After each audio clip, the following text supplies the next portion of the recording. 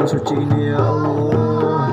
Berkat bulan Ramadan ini ya Allah, angkatlah semua penyakit yang ada di muka bumi ini ya Allah, terutama penyakit corona ini ya Allah.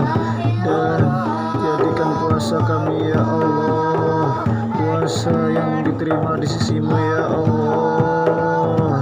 Walaupun kami melaksanakan puasa di tahun ini cuma di rumah saja ya Allah,